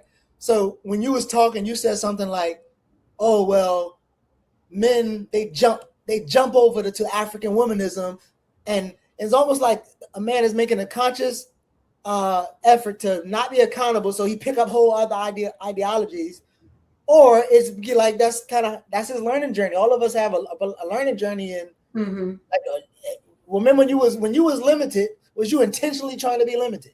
Yeah, so yeah, no, completely. I get that. It's like, yeah, you jump into certain things, and I guess, the way I speak sometimes, I mean, I don't know. I think, and that's something that, I think I have to work on, because sometimes I say, like, in my mind, I think sometimes, and not to get too much in my neurodivergency, but I just feel like sometimes I look at highlight things, like even when like we talking about femicide, I'm thinking Black women killed, and like my brain isn't sit with femicide and da. So sometimes even when I'm speaking, like I'm like some stuff is because I'm thinking is like a filler word because I'm thinking of a larger thing. Or so I'm saying jump, but it could be transition. It could be, but what you're hearing is jump. That sounds intentional, but I'm just like, I'm trying to say people are going here from there, and that is not good. Whether intentional, unintentional, the way I first found out about, African spirituality and I just jumped into all of this stuff before even sitting with like, think my personal indoctrination or in America or any of those things or before addressing capitalism or any of those other things, I was like, well, this is this, and I know about this now, and y'all over there with Christianity, and I got this now, so I know something. And so, so I understand, like, it is all definitely a process. I just think, like I said, too, these conversations is so much too of like language, that I think has to somewhat be and then it's from men and women too, like because I think I hear trigger words and stuff like and sometimes they're not even as focused on that word, but that it's like, oh, you said that, it was but you were really just trying to get to this, but like so that can it can come up with conversation. So I think it's like a constant commitment to, like I said, transformation was something that I was really sitting with when I stayed up super late reviewing this and was thinking about, the Oya part. I was like, it's the transition and the transformation, and, all of these arguments, I feel like kind of, and misunderstandings happen when it's like, conclusion is the thing, and it's not like transformation, and I think it's like, and so I think, like I said, we hear things and we just automatically, our mind, not intentionally, but it just goes into conclusion. We don't, like, how do you it's like kind of like when you're first trying to talk to somebody about Black capitalism and they're like deeply offended when you start to tell them like Black people ain't got no money, Black people poor, and they're like, well, wait, no, this Black person got money, this Black, like, what you mean? They start to be like, like, because they think you're downing them or down in the race by being like, we don't have no real money or whatever, like, and they automatically kind of go into that before it's even like, because they take it as the conclusion of yours by saying I don't have any money, you're saying that like I'm, not working hard or inherently, not measuring up, or it just becomes all these other things where there's not like a pause of like, just sit with that. Sit with, you don't own the means of production. Sit, like, you get what I'm saying? But I understand, because when I first hear, it's like, well, dang, they trying to put us down. I know some people that got this nice job and got, you get what I'm saying? But So it's similar to that, you know. Yeah, I know. I'll let Yusef go. I think even to that point, right? So let's give it that point, and it's ironic, right? So you talked about the buying power argument. That's the argument again. We had me, Dennis, Jabari, Brother Heber, Jared. Like the argument was aggressive, right? But the point, right? What we normally say is black people ain't got no money, and then they be like they do their rebuttals. In the spirit of dialectical, we're not actually being dialectical when we say black people don't have any money. Yeah. And not only is that, they responding to, nigga, I know black people got money. Like yo just dropped the bird and blah blah blah. And they know black people got money because they got money and they got a big ass grant. They got a house. And so they might can't do certain things with the money and there might be limitations, but you didn't say that. You said black people ain't got no money, and that's what they responded to. Yeah. Go ahead, Yusef. I agree. That's good. That's a good point, Geechee. Well, to piggyback off that conversation, I'm glad you acknowledged the lack of dialectic that we approach our conversation with, and what I interpret that is we're talking to people when we're interjecting, and this is not an academic term, when we're interjecting struggle language, revolutionary language, Black national language, which does not translate to everyday Black people. So this leads to the conflict. So I think even with this the context of what you presented, Cherie, and the overall is there's different levels of overstanding that we resist that, which leads to a lot of the conflict, the triggering, the gender wars, et cetera, which prevents folks from sitting with things to be able to see. Because ultimately, like you said at some point in the presentation, that the ultimate goal is to be a better human being. Like how to, and like so Che Guevara said, like, to create a new society, you have to create new human beings, and every new human being that we create is building the new society. And so getting to the core as Black folks, new African people who are oppressed in this country, as each household, each block, that we able to build the ability to address those dynamics. Because again, like, you know, when we talked off air, like Geechee put the mirror and said, which I had to remind myself, I learned gender oppression, gender dynamics at home. I didn't know that's what I was learning, but that's what I learned, right? But even learning, and now in my conscience, understanding like the context to, you know, Black men who my mother dated came home, you know, taking their frustration out on her. To your point, it wasn't personal, but who else do I take it out on? And not realizing because I see her weaker or whatever, there's a condition, right? And then to your point, there's ultimately there's a response. And one of those responses, at one point, my mother grabbed a shotgun and shot the shit out the motherfucker. And fortunately, she get incarcerated, but like that's the dichotomy on both sides. And I think, like, for me in this conversation, how do we put that in these two behaviors? And that they shouldn't compete with each other, because ultimately, like, to the term Black, you know, when I talked off air about Blackhood, right?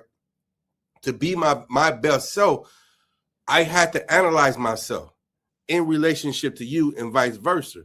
Because ultimately, to Brother Dennis, which I adhere to an African way of thinking, but to get to an African way of thinking, I first had to understand my African self, to understand your African self, and seeing where we complement each other and where it's antagonistic. But some of the antagonistic is not natural; it's unnatural, and we have not realized and examined the unnatural that contributes to what you laid out, the femicide and vice versa. But it's all tied to our oppression, and so some of us here, but most of us don't even understand that we're oppressed to be even comprehend the conversation, unfortunately. So back to that Bambara quote about how she said the brothers have to develop something and the sisters have to develop something on their way to developing appropriate response to both of their conditions. So sometimes I feel like we're in the right rooms. However the conversations emerge, that's just where the fuck we go. That's what's gonna happen. We're gonna struggle. We're gonna get there. But then at the same time, I would say, like, sometimes we just need better facilitators in different rooms, right? So certain conversations need to be happening in this room, and the other conversation happen in this room. So us as people are involved, we, especially, let's say for instance, if this was you're presenting, how I could be as a comrade is making sure the stuff that I did after all of those conflict happened, I could have had that brain on where I'm listening to people, what they're saying. And then, for instance, if you're presenting and somebody's getting off of the topic, I can redirect this person and be like, well, this is at the root, right? Because again, even as we think about African Center, which the best example is this one, Baba Amos Wilson, who all of us love, right? And we always have this struggle in Baltimore with Jabari and all the rest of them. We always had this struggle. People know me as Larry Shaw. Oh, you need an African name. Or this person need an African name. No, you need to change. You need to change your African name. And everybody used to have all this talk around like, and we had an African and Mama Marimba Ani, who I know personally. And I'm like, yes, have an African sound concept. So I use Utamawazo, Utamaroho, Asili, right? Because it does give me a framework to like explain. Those concepts or names? Huh? What you just named, were those concepts or names? Those are concepts, right? So the Asili is like the culture, the germinating seed. And I ain't gonna go through all of them, but they all have like concept, and it's easy when I think about it. It's easy to explain things in that way. Like all cultures do these things, and you get to break down culture. But no matter what happens with these names and whatever, Baba Amos, after every lecture, and he recorded it on books, and you can see the audio after every lecture. And some people cut it off. Somebody cut it off or whatever.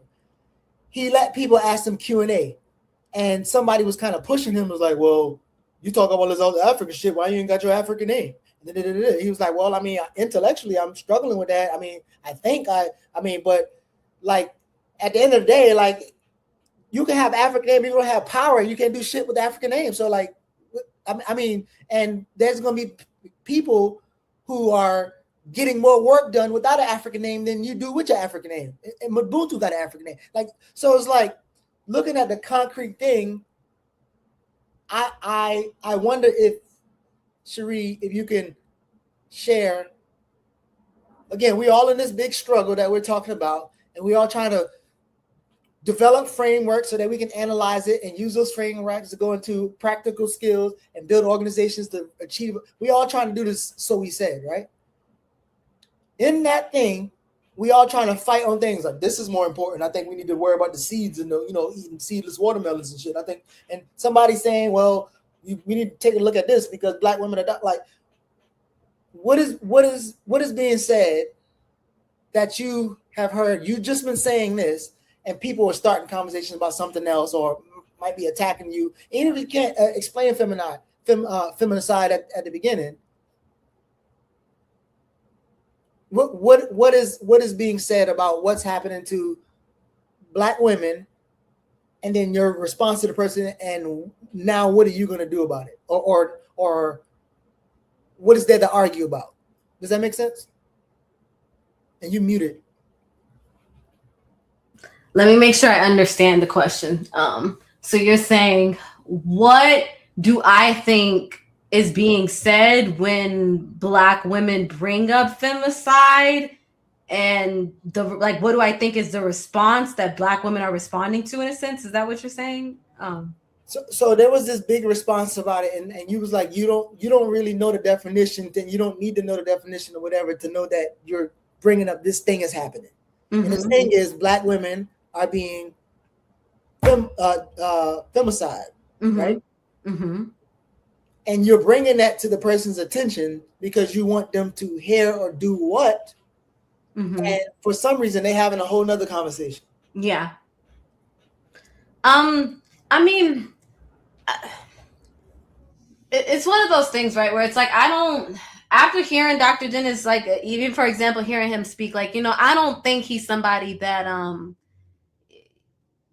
is intentionally trying to do anything bad. But I think, like I said, I think there's a missing, because I think when you have these different frameworks that push back on the word feminism, because it's like we need something African feminist, we need something that's African and not feminist, and it's a white word, and you can't have that without its white roots. I think when you go there, instead of like identifying the problem or thinking about the issue first, you misunderstand. You misunderstand what the person is even trying to get to, because you're so used to like hearing that word as like a trigger, or like or associating it with somebody that is trying to specifically I guess categorize a negative thing on, because I think even that was brought up in one of his episodes of like it's bringing a sweep to Black men, or it's making a general statement about Black men. In a sense, when it's like femicide is about Black femicide is about Black women, and so it's like there's nothing in there that is specifically like it's like it is a framework that is about something that Black women are experiencing, and it's like it's the not even looking at it from that, but automatically going to how does this make Black men look, and I think, or how does this impact Black men? That's like I said, that has been, and like I said, it's not saying that anybody's intentionally doing this. I think it's a gut reaction, because you see the way that people are centering, Black men this, Black men that. You see that a lot. So I get that. I hear a lot of negative things about Black men too. I hear negative things about Black people. But like I said, it's like it's the missing of maybe us being more, and that's why I took the time to try to be more dialectical. This episode, because like I said, when I brought up that example earlier of like, you're literally just trying to be like, yo, look, some Black people have money, but overall, like, we don't have money. But like I said, they're hearing it as something else, because you're not taking the time to really dialectically explain to them, like Black people are under harm first. And I think it's like a centering of the harm, as opposed to like, then what does that mean? But that's a framing that Black women have seen or lived with for like so long at the most liberal mainstream scale. Like any time a Black man is in trouble, even if it's a Black man that doesn't give a F about the community, it's always what a certain Black woman has experienced is now painting a bad light on Black people and Black men by speaking, like they were talking about Anita Hill and a lot of the stuff that I was bringing up. It's like, and the guy, what's his face that did this isn't even somebody that was anchoring for the Black community. A similar thing with Bill Cosby. It's like people talk about the white, but he harmed Black women too. And I'm bringing up popular figures, but it's like that is a constant. I just feel like people don't know what it's like to and obviously, like, we have different experience, but I think what Black women are saying is that at any point, throughout this journey, it's like having to constantly see that, and like the amount of weight that it tells you as a Black woman, and shame that it puts in you as a Black woman, of like, if I experience some sort of harm from somebody that looks like me, like I know it's gonna automatically be perceived as me putting down the race, me putting down another Black man, and we always have to kind of vice with like that sort of fight. And so then when it's even, and I think a lot of Black women just are desiring like we see you, we acknowledge you, we can have this conversation, but it's like before it's even that, it's you use this word, you didn't know this word, what is the root of this thing? And and I think it's not there's just, and like I said, when we talk about care, and I'm not gonna say I'm not always I'm not an angelic, caring, fairy person. I cuss niggas out and get upset, So it's like I criticize myself in this too. So I'm not saying that it's not within men and women jump to like defense before like, how do I approach this thing with care? But I just think, I just think it's a lack of, it's a hearing harm towards a particular thing and the intentional or unintentional jump to how does this now harm me and my image, that is just, it's harmful, and it puts Black women in a very icky position of like, I don't know. I'm still working on how to talk about these things myself. I don't know if I got repetitive, but sorry if I did. Yeah. That's good. Yusef, you got anything? I know we're about to wrap. Yeah. I got 2 points. What you was talking about, like the and it's actually Dr. Amos Wilson, his book, what's it called? The Falsification of the African Conscience, right? You was kind of like, I think we as oppressed people, we get into extremes, and it's easy to do that. Like, so they say, like, when you first gain knowledge, you go through that rage, that mad stage, and you look at Malcolm X. What the beauty of him is his continued growth, his continued evolution of outgrowing the Nation of Islam and began to develop a nationalist revolutionary perspective. But I think we don't look at particular New African people in America. Our social and political development is uniquely different, and wherever we find African people is uniquely different to that demographic, right? And there was this article or this I don't know if it was excerpt or something that Alice Walker wrote, and it's like it's a fictional piece, and where this Black woman and her boyfriend tends the barbecue, and she's no longer Jane, he's no longer Joe, it's Abdullah and Queen Latifah, right? And she's having a dialogue with her mother, and her mother like, okay, I can respect your name, and she's like, I don't have that white person name. She's like, well, that white person name, no, I named you Sue, Sue after your grandmother. But because we have not learned how to absorb our lineage here, our struggle is still diluted because it's still intertwined with white oppression, what makes us devalue who we are. But it's in that dichotomy, right, that we have to go back to traditional African names. And I'm not saying it's like we shouldn't. I think we should, but also there's an opportunity for something new. So like my middle name is Bunchy. It's not an African name by no means, but Bunchy Carter created an African experience on this continent. That's worth honoring, worth embracing, but also when you think about particular, and you kind of alluded to your point, Cherie, in your presentation, like when we try to become this new human being, we want the most diabolical, the most incredible and scary name that's just gonna, when you hear my name, it's gonna make motherfuckers stop in their block. They that's that patriarchal thing that we're trying to hold on to instead of having my name Quasi, I'm born on Thursday. That's dull than the motherfucking versus my name Yusef, and I'm like Hannibal. I'm the reincarnation of Hannibal. I'm about to ride the elephants and kill all white people. And that, we're searching for this affirmation beyond just being our human selves, and that could lead to doing some very dominant, extreme, beautiful things. And this is the part of the process of still going through these type of conversations. Like even I may not still struggle understand with Femicide, but it doesn't dispute like the essence of your point is I'm totally opposition of the harm of Black women, the harm of Black people in general. And I think like you and Dr. Dennis, y'all got in the same room. Y'all agree on that.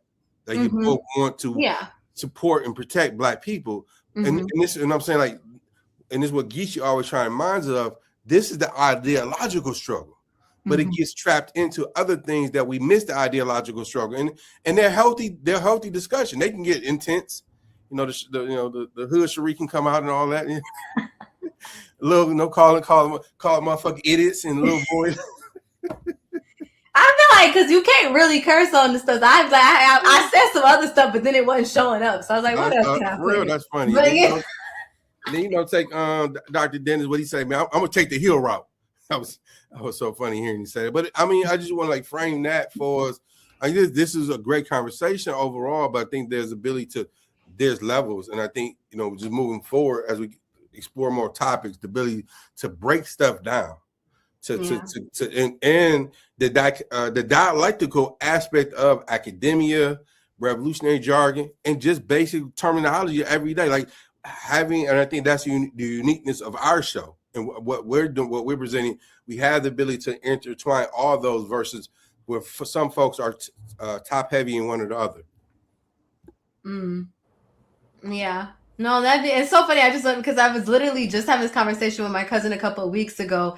Both of my cousins that are my age, all my cousins are older than me, but so he's older. And my cousins that are his sons that are closer to my age, a little younger than me, they're, Kari and Kofi.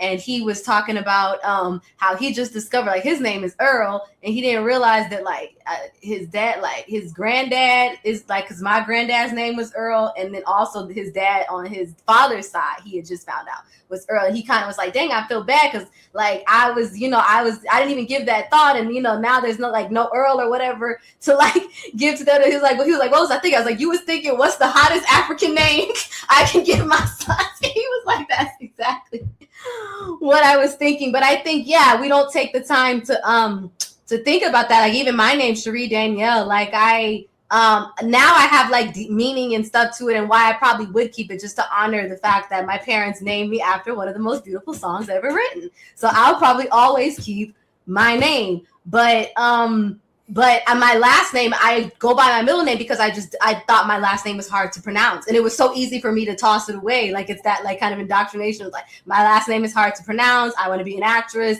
Danielle flows better. It's more marketable. So I'll keep it that way. And then my dad is just always like, yeah, your last name bites with it. Anytime he look at anything, like, but that's your last name. So, I don't know. So it's just funny, like when we talk about names and meaning and like intentionality. So I just thought, all of that was interesting to add to that. But yeah. So I only mention that because of, again, it goes back to the frameworks, right?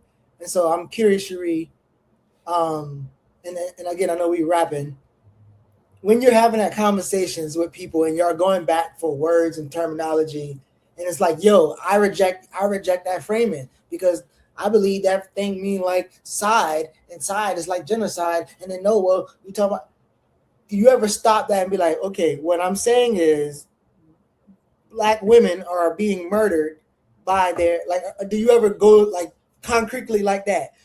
And then in saying that, then your question to them is, because you're telling them this online, you're telling them this maybe at your home or whatever. You're telling them this, and then to do what?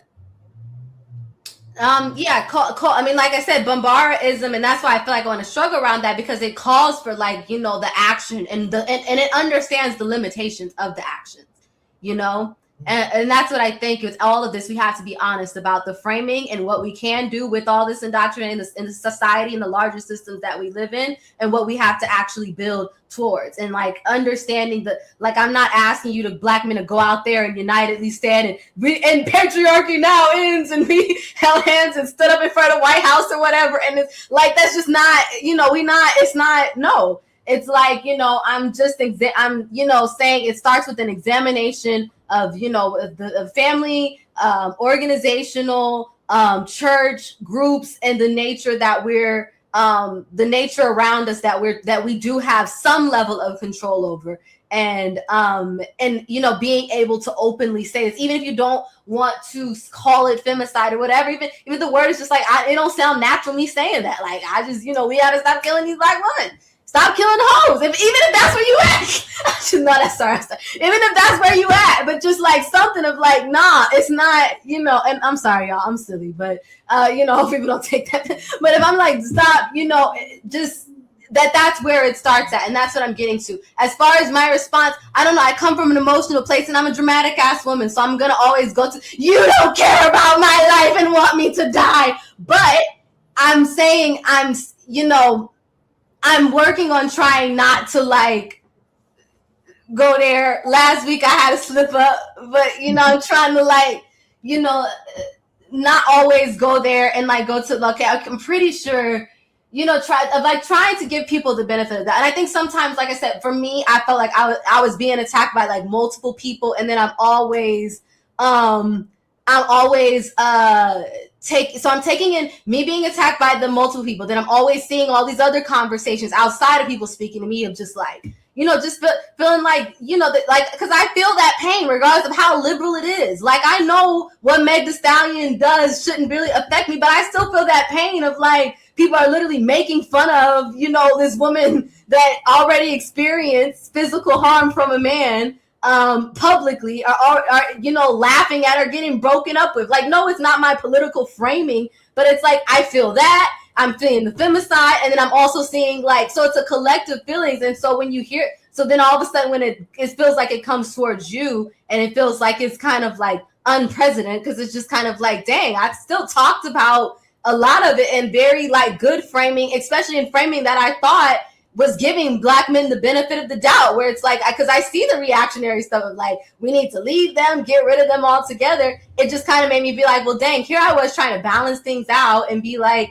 but even me trying to do that, it felt like, you know, no, you're too. And it's like, if I'm literally on a platform saying women contribute to it too, there's stuff that we slip up on, you know, culturally, and there's ways that we don't understand because and that was another thing. And I'm sorry, I know I'm going on, but I had to stop and sit with the fact that when I was thinking about how patriarchy conditionally benefits Black men, I had to stop and think about how it conditionally benefits women too. Because that is also, when we're thinking about dialectically, like, no, patriarchy doesn't benefit women on a large scale, but it does have conditional benefits. And these conditional benefits are a part of what keeps this culture alive. Because I think, you know, women can overlook the fact that they conditionally benefit from a system that is meant to harm them as well. Like, it's meant to harm me, but I can still conditionally benefit from patriarchy, the idea of being protected, the idea of being, you know, taken care of financially, all this stuff. Even if I'm not buying into that, I still, you know, have other women still have the autonomy to benefit from this specific system, and that can stop, and that can keep us in alignment of supporting things that in long term harm us. So it's like the same thing. So I think I'm sorry, I don't went all off, but I caught myself because I'm saying that I think I'm sitting with how I respond to these things in live time, and I'm still working on, I guess, like being an empath, and like, even though I try to be, you know, radical and not feed into like group think, like it can still these things can still like impact me when they're paired with certain types of harms. So I think with that, you have to actually take the time to think about the different, like when I was responding to people, I was looking at everybody. I'm like, I'm responding for y'all that's making fun of that girl for no reason. I'm responding to y'all that do want us killed. And I'm responding to y'all that might want some good, but you just not saying it the right way right now. So I'm pissed off at you too. So it's like, it just became one big thing. But I do think in hindsight, you have to take back and be like, okay, there are differences here. Like, you know, like what you call it. I don't think, from what I know, Dr. Dennis ain't out here talking about some free Tory Lanez type. So it's like, there are differences, but I don't know. He might be. If he is, then, you know, then never mind. Like I said, I didn't take it back for a reason. But anyway, yeah, so that's it. I done told you, man. Once Jabari on this camera with who was with him? Sundiata and Ricardo. Sundiata work at another barbershop. And when they on this camera, after they start to say they do their podcast,